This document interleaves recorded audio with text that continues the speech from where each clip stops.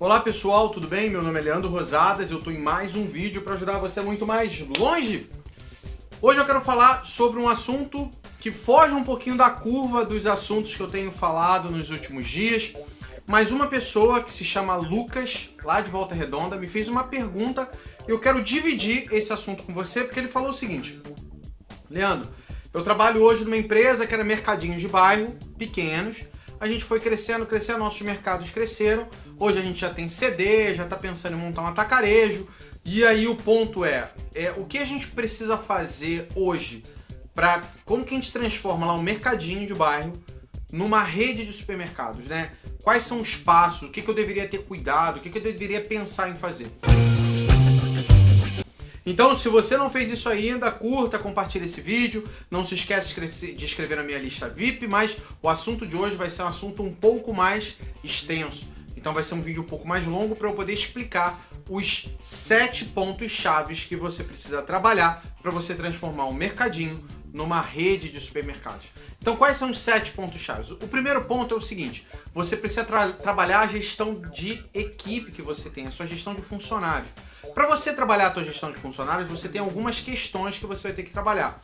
Que é o seguinte: você vai ter que correr atrás de pessoas boas, você vai ter que investir em formar lideranças dentro da sua empresa, você vai ter que investir em criar cursos de formação para que os padrões sejam estabelecidos, para que as pessoas mantenham o padrão de uma loja para outra, para que o padrão de layout fique de uma loja para outra, para que o padrão de precificação e destaque fique de uma loja para outra, para que o padrão de entrega de kart fique de uma loja para outra, para que os padrões de atendimento da loja fiquem de uma loja para outra, para que o padrão de entrega de produto fique de uma loja para outra, padrão de layoutização, arrumação e tudo mais. Então todos os padrões teriam que ser automatizados. Para que isso aconteça, você precisa investir em treinamento, em formação de gente, para que senão esse processo não vai acontecer. Você que tem um mercado pequeno, a maioria das pessoas que trabalham hoje com você não tiveram treinamento de formação. Se você veio lá do Pão de Açúcar, do Walmart,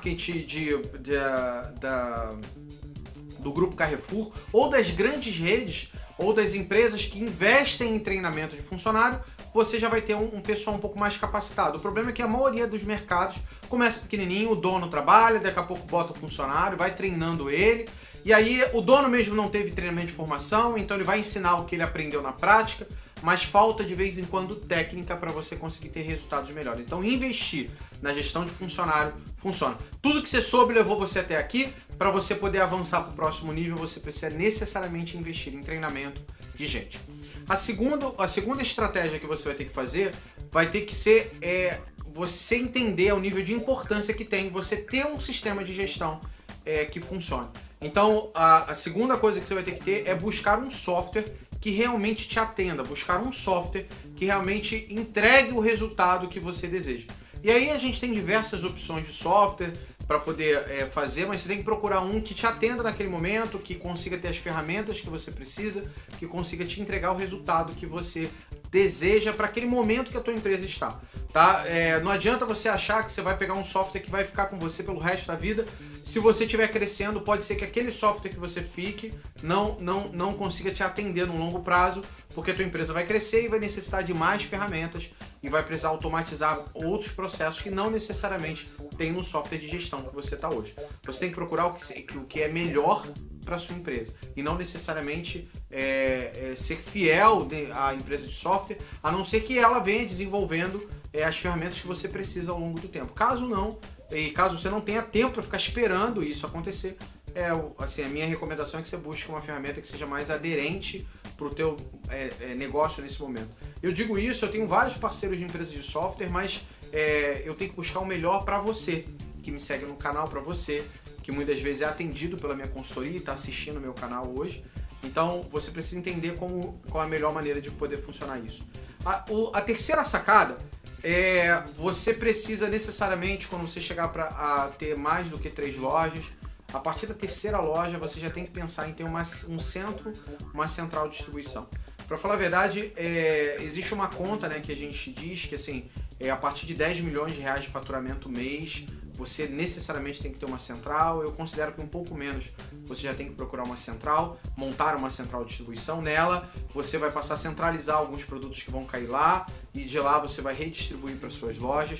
assim, dependendo, aproveitando melhor o espaço de loja, não tendo um estoque necessariamente muito alto na loja e trabalhando com outros conceitos. Então, você vai ter que fazer. Depois eu vou gravar um vídeo explicando como é que monta, quais são os detalhes específicos que você tem que ter num centro de distribuição. A quarta sacada é que você vai precisar aprender a botar as coisas no papel. Então, o que falta muito nas empresas? Né? Você está preocupado em vender, fazer promoção, e daqui a pouco você começa a perder os fundamentos, porque muitas das vezes você nem tem esses fundamentos. Então, o que você está querendo dizer, Leandro? Porque olha só, todos os erros que acontecem na sua empresa normalmente são erros recorrentes. São erros que acontecem sempre. E aí, qual é o problema? O problema é que você precisa implementar um processo para identificar qual é o erro, criar um plano corretivo, entender qual é o plano corretivo, a partir disso implementar para que esse processo continue rodando numa rotina e automatizar para que ele aconteça sempre, independente se tem alguém olhando ou não. Quando a gente fala em automatizar um processo, tá rodando sem ter ninguém olhando. Se tá rodando sem ter ninguém olhando, você, a partir daquele momento, você automatizou aquele processo. Automatizar não necessariamente é implementar ele junto com tecnologia. E isso é óbvio, é sempre o melhor dos mundos, mas de vez em quando você automatiza o processo, só garantindo com que ele seja executado dia sim e dia também, sempre do mesmo jeito. Então você precisa botar as coisas no papel, criar planos de ação, colocar no papel.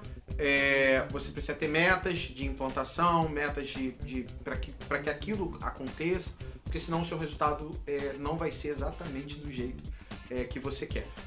Se você não fez isso, se inscreve na minha lista VIP, porque um dos e-mails que eu vou mandar para você, não vai ser necessariamente o primeiro, mas um deles que eu vou mandar para você vai ser um e-mail que eu vou te dar acesso a um link para você baixar o nosso modelinho de plano de ação para você implementar na sua loja logo de cara.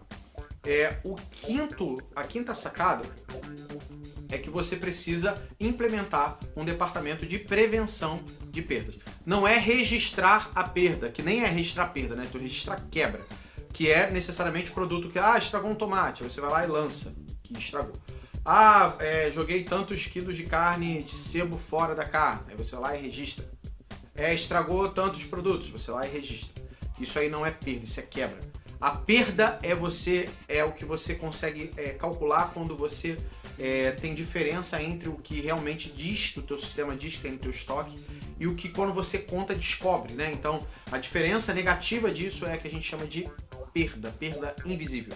E aí a perda global é o somatório dessa perda invisível mais essa quebra. Então, normalmente você só registra a quebra e na maioria das vezes não registra a perda. O que a gente tem encontrado nos nossos clientes quando você registra a quebra ali, a perda invisível chega a ser quase 3 vezes o tamanho dessa quebra aqui visível. Então, por isso você precisa fazer, mas para você criar a prevenção, você precisa criar todo um conjunto de rotinas, de amarrações de processo, de não deixar nenhum produto sair, de ter amarração de troca, de ter controle de validade, de ter inventário rotativo, de ter plano de ação para prevenir isso, dar treinamento para os funcionários para tentar botar na cabeça deles que eles têm que todo mundo é prevenção, que eles têm que buscar também trabalhar a questão da prevenção, criar ação para reduzir os produtos que têm alta quebra, criar ação para reduzir os produtos que estão dando alta ruptura. Então tem um conjunto de ações, e são muitas, que você precisa fazer para que o resultado seja atingido, né? O nosso checklist básico de prevenção tem, eu acho, em torno de 160 itens que tem que ser verificados, só para você ter uma noção que não é um processo tão simples. Eu estou falando de loja, né? A gente fala de prevenção para o CD, para logística, aí já entra em outros detalhes que pode ser que algum dia eu grave um vídeo para vocês para ser mais específico em relação a isso. A sexta sacada é que você precisa desenvolver o setor de controladoria. Muitos dos empresários falam para mim assim: Leandro, eu preciso de um cara de TI para poder olhar minha entrada de nota, para poder ver como é que está andando meu sistema, para ver se minhas margens estão boas, para ver como é que estão minhas vendas, para me fazer relatório, para olhar meu sistema, para ver onde a gente está errando, para ver se tem cobertura alta de produto, para ver se coisas vão estragar. Então esse cara não é o cara do TI. Então, já tô te explicando, que um cara falou para mim: Leandro, eu preciso de um cara de TI. E o que ele precisava era de um controle. Então, o cara da controladoria é o cara que vai olhar a tua retaguarda toda. Ele audita os processos. Então ele vai olhar teus cancelamentos, ele vai olhar lá para ver se a tua quebra tá dando, se a tua quebra tá dando alto, se a tua perda tá dando alto. Ele vai estar olhando a tua margem, ele vai estar olhando tudo. Então o cara da controladoria é um cara que vai estar ligado a olhar toda essa parte de gestão de retaguarda da sua loja. Algumas empresas também têm a parte do controle como alguém que também gerencia a contabilidade para quando você tem uma contabilidade interna dentro da sua empresa. Mas, no geral, o controle dentro de mercado é o cara que vai fazer a gestão lá dos indicadores, dos números, da retaguarda inteira da empresa. A prevenção está mais ligada à parte de loja, de operação, né, de garantir que a tua operação melhore, e a controladoria para garantir a tua retaguarda. Algumas empresas têm prevenção que faz as duas coisas, algumas empresas têm controladoria que faz as duas coisas. Né? Então, mas é importante você saber que você precisa desses dois pontos para você crescer. Né? Uma vez que você tenha 3, 4, 5, comece a crescer a quantidade de lojas, você vai precisar ter esses dois setores, são dois pilares que sem eles você não tem controle. Sem controle você não está gerenciando, sem gestão você quebra. Então você quebra crescendo. Quantas vezes a gente já encontrou, tem inclusive uma rede de lojas com mais de 20 e poucas lojas aí que está em recuperação judicial, tem até loja em Volta Redonda, um monte de lugar, e isso aconteceu porque teve gestão ruim, né? Você gerencia mal o teu negócio, a tendência é que ele quebre. Então a outra coisa que você precisa saber também é que, e aí é a sétima sacada e a mais importante, é que você precisa fazer uma coisa chamada pricing. O que é o pricing? É pricing e trabalho em cima de rentabilidade. O pricing hoje é uma prática que o mercado hoje usa, pesquisando os concorrentes, entendendo lá quais produtos eu posso estar um pouco acima, quais produtos eu posso estar um pouco abaixo. E aí você vai descobrir, quando você começar a fazer pesquisa de preço, que tem muitos itens que você está abaixo, enquanto para o cliente pouco importa e você poderia estar um pouco mais caro. E tem itens que você está caro que para o cliente importa muito, que são itens de marca líder, que você deveria estar um pouco mais baixo. Então, o pricing já é uma prática avançada de gestão. Isso que eu falei é um método de pricing, um método que a gente usa de pricing faz esse, e tem um outro que a gente faz, né, que a gente chama de algoritmo de preço, que é uma prática que a gente faz com o objetivo de subir margem, onde a gente trabalha ali. Toda vez que o cara promove algo, a gente sobe alguns itens baseado numa análise lá bem avançada para definir quais itens tem que subir em quantos centavos para que você recupere essa margem que você perde baixando o preço de promoção. Então, na hora que você começa a crescer, a tua preocupação não vai ser mais só vender. Sim, vender é muito importante, a tua equipe de gerência de operação precisa estar preocupada em vender, mas mais do que tudo, você precisa estar preocupado sim em trabalhar com margens mais saudáveis. Em supermercado a gente fala de margem saudável pelo menos acima de 28,5%, mas o ideal é que suas margens estivessem acima de 31%, que é algo bem surreal para algumas lojas, né? O que eu tô falando parece ser muito louco. Aqui no Rio é muito louco isso, né? Margem 28,5%. E isso é o saudável, né? Mas se você for para outras regiões do Brasil, você vai descobrir que tem regiões com margem de 34%, 33%. Então, o importante é o seguinte, você tem que trabalhar com margens saudáveis, né? Margens saudáveis são aquelas que vão te deixar ali no final pelo menos 5% de rentabilidade, no final 5% de lucro líquido, que é o que seria o ideal, o saudável. Sabendo que muitos mercados têm 2%, 3% de lucro líquido, mas o ideal é você atingir lá os 5%, caso você não seja prédio próprio, caso seja você tem mais 1,5% do custo do aluguel, então seria 6,5% de lucro líquido no final. Então isso é o que você precisa se preocupar. Na hora de você crescer, quando você começa um negócio, começa a abrir loja, a preocupação é venda, venda, venda, venda, venda, venda. Quando você começa a crescer, a tua preocupação já tem que ser mais em gerenciar, organizar, melhorar a sua rentabilidade, reduzir as suas perdas, porque assim você tem mais lucro e assim você começa a ter mais dinheiro, ter mais o negócio na sua mão, para que você se sinta completamente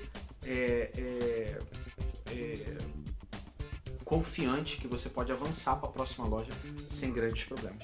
Então, essa foi as 7 sacadas para você conseguir transformar o seu mercadinho lá numa rede de mercados. É bem complexo isso, vou tentar depois gravar alguns vídeos para explicar cada um desses pontos, mas eu fiz isso porque o Lucas me fez essa pergunta e acabou que eu gastei esse tempo todo para poder responder, 14 minutos. Espero que vocês tenham gostado desse vídeo. Se gostaram, curta, compartilhe com as pessoas.